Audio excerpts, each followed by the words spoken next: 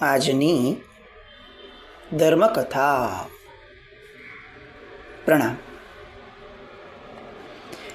આપણે એક એવા વિષય ઉપર સત્સંગો કરી રહ્યા છીએ, વિચારો કરી રહ્યા છીએ કે જે વિષય આપણને ક્યારેય ઇષ્ટ નથી થયો. સામાન્ય વર્તાવમાં પણ વિચાર કરીને તો કોઈ મરવાની વાત કરે ને તો તરત આપણે કહીએ કે ભાઈ આ તો અપશુકન છે, આ ન બોલાય. ઇન જનરલ પણ આપણી વાતના વિષયોમાં આખા જીવન દરમિયાન ક્યારે પણ મૃત્યુ એ રસપ્રદ વિષય બનતો નથી. હા, પંચાત તરીકે ક્યારેક બને કે ભાઈ આ માણસ કેવી રીતે મર્યો, મરતી વખતે શું થયું હતું, આવી કોઈ પંચાતો સાંભળવા મળતી હોય ને એટલો સમય આપણે આપી દીધો, વાત અલગ છે. પણ બાકી આપણા પોતાના મૃત્યુ માટેની વાત એક કાચી ક્ષણથી પણ વધારે આપણે જીવનમાં નથી કરતા. કેમ એવું? કારણ કે એ નાનપણથી આપણા મગજની અંદરમાં યા તો ભયનું સ્થાન છે અને યા તો દુર્ગંચાનું સ્થાન છે. દુર્ગંચા એટલા માટે કે આપણે એવું સાંભળ્યું છે કે આ અપશુકન છે, આવી વાતો કરાય નહીં, આવું બોલીએ તો આવું થઈ જાય, આવા ઘણા ભ્રમ. અને ભયનું કારણ કેમ છે? કારણ કે જીવ અનંતકાળથી જો કોઈ એક વસ્તુથી સતત ડરતો આવ્યો છે તો એ છે મૃત્યુ. કેમ? કારણ કે મૃત્યુમાં દુઃખની કલ્પના કરી છે અને જીવ સુખનો આશી છે. મૃત્યુ એ પરમ દુઃખ છે. તો જેને સુખ ગમતું હશે એ પરમ દુઃખથી ભાગશે જ. અને એટલે એ શું કરે છે? એ એના પર વિજય મેળવવાની વાત નથી કરતો, એ એનાથી દૂર ભાગવાની વાત કરે છે. તીર્થંકર પરમાત્માઓ, કેવળ જ્ઞાનીઓ, સાધના કરતા સાધકો, આ બધાએ શું કર્યું? એમણે ભયને કાઢ્યો? ના, એ ભય કાઢવાનો પ્રયત્ન નથી કરતા, એ મૃત્યુને જીતવાનો પ્રયત્ન કરે છે. એમને મૃત્યુ આવે તો વાંધો નથી. કેમ? કારણ કે એ મૃત્યુને એવી રીતે લાવવા માંગે છે કે જેના કારણે મૃત્યુઓ હવે અંતિમ મૃત્યુઓ બને. આપણે અત્યારે જે મૃત્યુના પ્રકારો સમજીએ છીએ એનું મૂળ કારણ આ છે કે આપણે આપણા મૃત્યુને જો સારું નહીં બનાવીએ, આપણે આપણા મૃત્યુને જો વ્યવસ્થિત નહીં બનાવીએ તો આપણું સારું જીવન જીવ્યું છે એની ઉપર યશ કલગી નહીં લાગે. વર્તમાન પરિસ્થિતિ પણ આપણે જોઈએ ને તો હવે મૃત્યુ આપણા હાથમાં ન રહ્યા જરા પણ. પહેલાંય નહોતા, પણ હવેના મૃત્યુ તો બહુ વિચિત્ર થઈ ગયા. પેલા માણસ 10, 15, 50 જણની વચ્ચે રહ્યો, જીવતો અને એ જ સ્વજનોની વચ્ચે મરતો. બધા ભેગા થઈ જાય, છેલ્લું ક્ષણ હોય છેલ્લી, તો લોકો દૂર દૂરથી આવી જતા કે ભાઈ હવે આમનું બહુ કેટલું જશે ખબર નથી, અને સ્વજનો આવી જાય. કેમ? તો કે અંતિમ મોઢું જોઈએ. એક આકર્ષણ, એક રાગ, એક સ્નેહ, જે ગણો તે, પણ એક લાગણીનો તંતુ આ રીતે પણ જોડાયેલો હતો.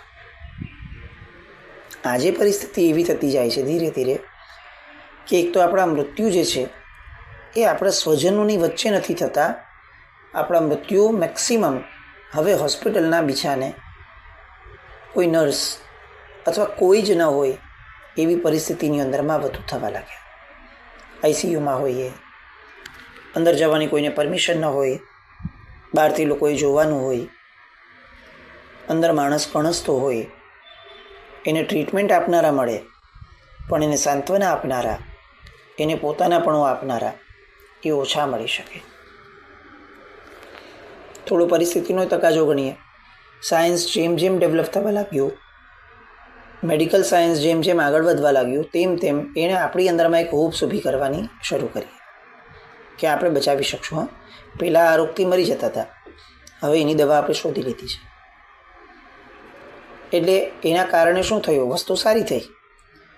એટલે એના કારણે હવે આ એક લોભ બનતો ગયો કે કોઈ પણ ભોગે છેલ્લી ક્ષણ સુધી લડી લેવાનો, હાર નહીં સ્વીકારવાની. અને આ બધી પરિસ્થિતિઓ અંતે આપણને હોસ્પિટલના મરણ પર લઈને આવી.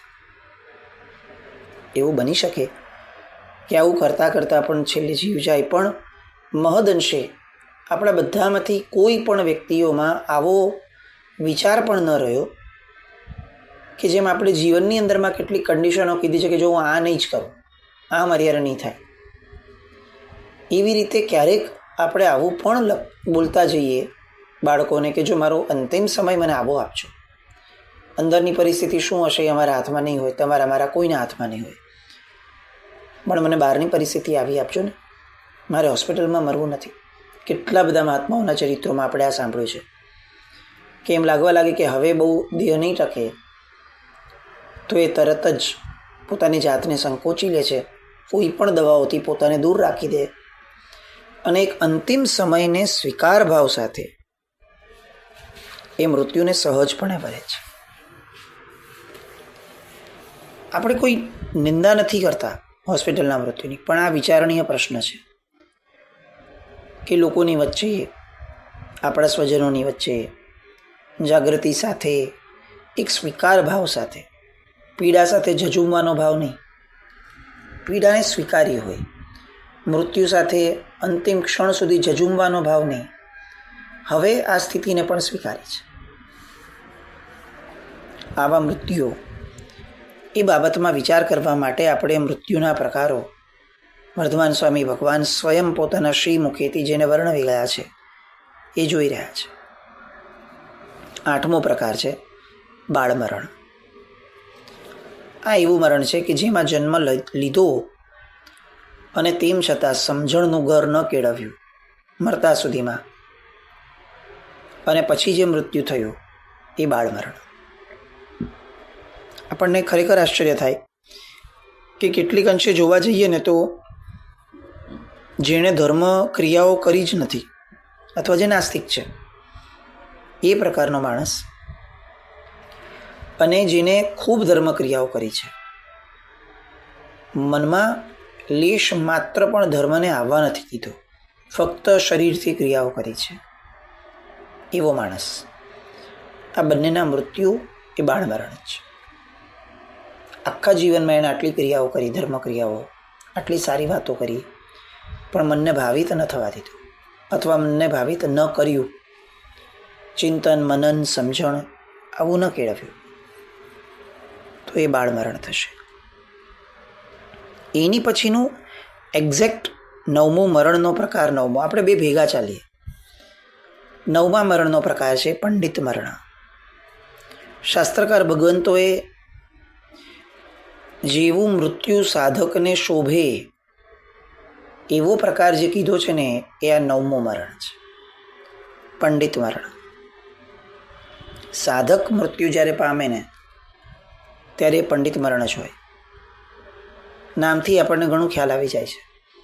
પંડિત એટલે વિદ્વાન, અને વિદ્વાન એ ક્યારે પણ ગાથાઓથી કે શ્રુતથી નક્કી નથી થતો. વિદ્વાન એ સમજણથી નક્કી થાય છે. આપણે ત્યાં વિદ્વત્તાની જ્ઞાનીની વ્યાખ્યામાં ક્યાંય પણ ગાથાનો સ્ટોક નથી કીધો કે બીજી કોઈ માહિતીઓને આધાર નથી ગણી. આધાર એ પોતાના રાગ દ્વેષને કઈ રીતે પોતે સંભાળી શકે એટલી જે માહિતી પોતે અનુભવમાં લાવી શકે છે એ જ્ઞાની છે. તો એવા જ્ઞાનીઓનું મરણ, અંતિમ સમયે પણ આવા જ્ઞાનનું અંદરમાં ઊભું હોવું, એ પંડિત મરણ. બહારથી હું પંડિત છું કદાચ, બહારથી હું જ્ઞાની છું કદાચ, પણ અંતિમ સમયે એ જ્ઞાન મને કેટલું કામમાં આવે છે એ તો મારું અંતર, મારું મન, મારું ચિત્ત જે ગણો તે એ સ્થિર કેટલું રહે છે એના પર આધાર રાખે છે, અને સ્થિર ક્યાં રહે છે. બહુ સામાન્યપણે આપણી સ્થિતિ, આપણે યુગ બાહુના દ્રષ્ટાંતમાં છીએ. આ બે મરણમાં ને આપણે યુગ બાહુના દ્રષ્ટાંતમાં આપણે ઘટાવીએ ત્યારે મદન રેખાના ખોળામાં યુગ બાહુ છે. સામાન્ય રીતે મને મારા ભાઈએ મારી નાખ્યો. એક વાત, મારું એક બાળક યુવાન અવસ્થાથી નજીકમાં છે, અત્યારે તો નાનો છે, પણ મોટો થઈને એનું શું થશે આવી ચિંતા. બીજી વાત, મારી પત્ની ગર્ભવતી છે, એના ગર્ભમાં રહેલું બાળક, હવે એનું ભવિષ્ય શું? મારા સગા ભાઈએ જ મને મારી નાખ્યો છે, તો એ આ લોકોને તો ક્યાં છોડશે? એનું શું થશે? ત્રીજી ચિંતા. અને ચોથી ચિંતા, આ ઉંમરે અચાનકથી મારે વહી જવાનું, મારું ભવિષ્ય, મારા સપનાઓ, મારે કરવા જેવા કાર્યો હું કંઈ ન કરી શક્યો, મેં કેટલી જવાબદારીઓ પૂરી કરી, કેટલી બાકી છે, મેં કેટલું જીવનને માણ્યું, કેટલું બાકી છે. આ વિચારો. યુગ બાહુ માટે આ ચારે ચાર વિચારો કેટલા સહજ હોત. બહુ પ્રામાણિકપણે કલ્પના કરીને જુઓ કે આપણે એમની જગ્યાએ કદાચ હોઈએ તો આ ચારમાંથી પાંચમો વિચાર આપણને આવત. ઘા લાગે, દ્વેષ ઊભો થાય ભાઈ પ્રત્યે, સતત આર્ત ધ્યાન થાય પત્ની માટે, બાળકો માટે. હવે આમાંથી બહાર નીકળવું કેટલું અશક્ય. જીવનભર આજ ઘૂટ્યું હોય. અગર ભાઈને સતત પોતાનો માન્યો અને ભાઈએ આપણી યારે છળ કર્યું, એનો ઘા કેટલો મોટો હોય. હવે છેલ્લી ઘડીએ કોઈ પ્રવચન આપે એમ કે ભાઈ જો આવું ન રાખતા, હું ક્ષમા રાખો, કોણ સાંભળવાનું? કોને અસર થવાની? જેને 1 ઓવરના 6 બોલ હોય એમાં 5 બોલને એકદમ પ્લેટ રમ્યો છે અને છઠ્ઠા બોલે હવે એને 16 રન કરવાના આવ્યા, તો એ ન જ કરી શકે. 6 લગાડે તો બી ન કરી શકે. એ તો એને ભાઈ પહેલાં ભાન હોવી જોઈતી હતી કે 6 બોલમાં 16 છે, 1 બોલમાં 16 ક્યારે નહીં થાય. મરણ એ છેલ્લો બોલ છે, એની પર બહુ તો 6 લગાડી શકાય, અને એ પણ દરેક વ્યક્તિનું કૌવત ન હોઈ શકે. અંધાધૂંધ ક્યારે પણ આપણે ત્યાં નથી થતું. આપણે જોઈ લઈએ આપણી જિંદગીમાં જોયેલા મરણને તો આપણને ખ્યાલ આવશે કે જેણે જિંદગીમાં જે સેવ્યું છે ને, અંતિમ સમય પણ એમાંથી બહુ છલાંગ લાંબી લગાડીને બહાર નથી આવી શકતું. મરણ એ જિંદગીનો સરવાળો છે. મરણની છેલ્લી ક્ષણ એ જીવેલી જિંદગીની ક્ષણોનો સરવાળો છે. આપણે અત્યારે જેટલા ગાફેલ રહીને જીવનને જે દિશામાં લઈ જઈએ છીએ, મનને જે દિશામાં લઈ જઈએ છીએ, એટલું ચોક્કસ છે કે એના સિવાયની દિશા અચાનકથી મરણ સમયે આપણને મળશે એવી કલ્પના કરવી એ કદાચ મહદ છે મૂર્ખતા છે. બહુ રેર દ્રષ્ટાંતોમાં આવું થાય.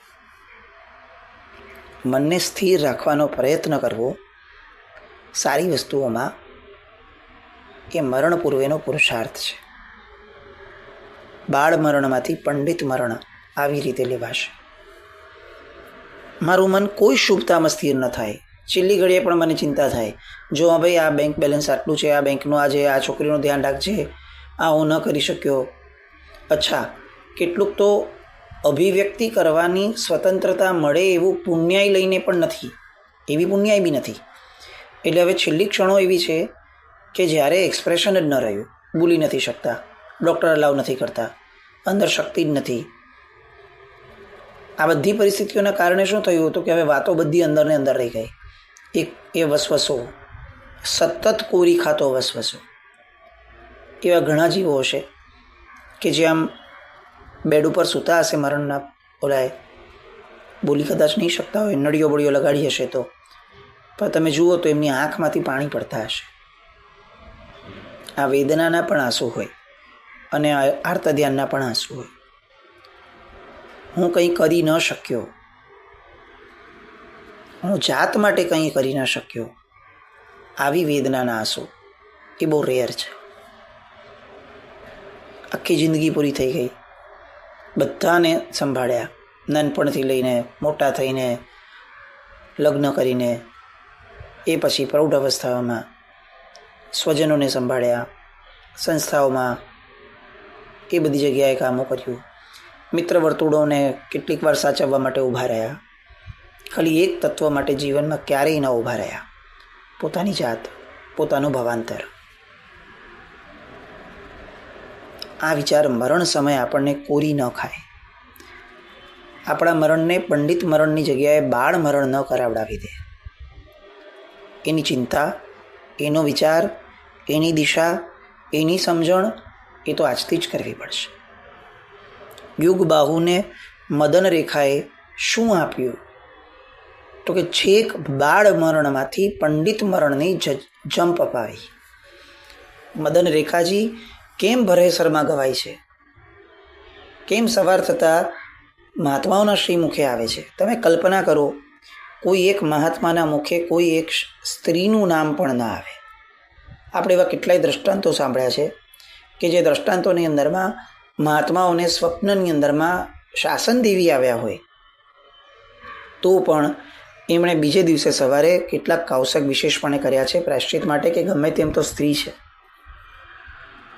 આવું સત ચારિત્ર જેમનું છે અને જેમને પાડવાનું છે, એવા સત ચારિત્રધર મહાત્માઓ માટે પણ કેટલીક મહાસતીજીઓના નામ એ સવારના પરમાં સ્મરણીય ગણ્યા. આ કેટલું મોટું સ્ટેપ છે, કેટલું મોટું. આપણે કદાચ એને બહુ સામાન્યથી લે છે કારણ કે આપણને ચિંતન મનનની આદત નથી. વિચારો તો કરીએ, આવા મહાપુરુષો સ્ત્રીઓના નામ લેશે, સાધ્વીજીનો બી નહીં, ચાલો શ્રાવિકાઓના નામ લેશે. એવું તે શું મોટું મહાસત્વ કેળવ્યું કે જેના કારણે આ સ્ત્રીઓ આવી ગવાય છે. એમાંનું એ નામ મદન રેખાજી. એ કયું મહાસત્વ હતું? આગળ આવશે જીવનમાં. એમને જે સત્વ કેળવ્યું છે એ અપ્રતિમ છે, અપ્રતિમ. જીવનના છેલ્લા શ્વાસ સુધી એમણે જે અલગ અલગ પ્રકારની પરાક્રમની ધારાઓ કેળવી છે, અદ્ભુત છે. પણ આ ક્ષણે એ યુગ બાહુને જે આપે છે એ શબ્દાતીત છે. બાળ મરણમાંથી પંડિત મરણમાં લઈ જવું ભલભલા માટે દુષ્કર છે. આપણે આનું બીજું એક એક્ઝામ્પલ જે બહુ જાણીતું હોય એને વિચારીએ તો ચંડ કૌશિક પાસે પ્રભુ જાય છે અને 15 દિવસ પ્રભુ જે એની સામે ઊભા રહે છે, એને નિશ્રા આપે છે. એ છેલ્લા 15 દિવસમાં શું થયું તો કે ચંડ કૌશિકના બાળ મરણમાંથી પંડિત મરણ સુધીની કક્ષા એની આખી એ ક્ષણો પસાર થઈ. અને આ ક્ષણો કેટલી મહત્વની હશે કે પ્રભુ સ્વયં ત્યાં ઊભા રહે છે. મરણ કેમ મહત્વનું છે? કારણ કે મરણ ઉપર આખું ભવાંતર. આ ચંડ કૌશિક મર્યો હોત તો શું થાત? આપણે એમ કલ્પના કરીએ કે છેલ્લી ઘડીએ બુજ્જ કીધું અને છેલ્લા 15 દિવસમાં એ મોઢું અંદર રાખીને ઊભો રહી ગયો. આખી જિંદગી એને લોકોને બાળ્યા છે. દ્રષ્ટિ વિષ હતા, આંખ ખુલ્લી કરીને લોકો બળી જાય, આખું જંગલ ખતમ થઈ જાય, વ્યક્તિઓ સાફ થઈ જાય, બળીને ભસ્મીભૂત થઈ જાય. એ બળનારાઓને કેટલી પીડા થતી હશે. આ બધા વચ્ચે પણ એક પ્રભુ મળ્યા અને એક બાળ મરણમાંથી પંડિત મરણ થયું, સીધો 8મો દેવલોક. આ વિચારણા નથી થતી આપણને? પંડિત મરણની કિંમત કેટલી બધી છે, કેટલી બધી. કેટલા બધા મહાત્માઓ જે જીવનમાં બહુ જ સરળતાથી જીવ્યા હોય, એમના કાળ ધર્મની ક્ષણો સાંભળીએ તો આપણને ઈર્ષ્યા થાય. બગાસું ખાતા કાળ કરી ગયા, સહજ રીતે બોલતા કાળ કરી ગયા. કોઈકને કંઈક ભળાવ્યું હતું અને 2-5 ક્ષણ પહેલાં હજી સહજ પ્રતિક્રમણની અવસ્થામાં હતા અને મોપત્તી હાથમાં રાખતા કે નિર્વાણ કાળ કરી ગયા. આવી સહજ પળો, આવું સહજ મૃત્યુ એ પંડિતજનોને આવે. બાળ મરણ તો પીડાથી જ યુક્ત હોય, બહારથી પણ અને અંદરથી પણ. પણ આ છેલ્લી ઘડીએ નક્કી નથી થતા, આ જીવનભરમાં નક્કી થાય છે. મેં જિંદગી આખી મારા મન સાથે, મારા ચિત્ત સાથે બેસવાનો પ્રયત્ન જ નથી કર્યો, તો જે ક્ષણમાં હું કોઈ પ્રવૃત્તિ નથી કરી શકવાનો, એ ક્ષણની અંદરમાં મને આ નિવૃત્તિ ખટકશે, કોરી ખાશે, મને નહીં ફાવે. મારે નિવૃત્ત થઈ અને કોઈ પણ પ્રકારના કાર્ય વગર મનની સાથે સ્થિર થવાનો પ્રયત્ન આજે જ કરવો પડશે. એના સંસ્કારો પાડવા પડશે, એની આદતો પાડવી પડશે. તો જ પાછલી ક્ષણોની અંદરમાં જ્યારે મારા મન પાસે કોઈ પ્રવૃત્તિ નહીં હોય અને પીડા પારાવાર હશે, એ સમયે પણ હું સ્થિર રહી શકીશ. આવું શક્ય બનશે. મરણના પ્રકારો આ આશયથી આપણે લીધા. જે એક સ્વજનનું મૃત્યુ ક્યાંક બીજે થયું છે, એ સ્વજનની મનસ્થિતિ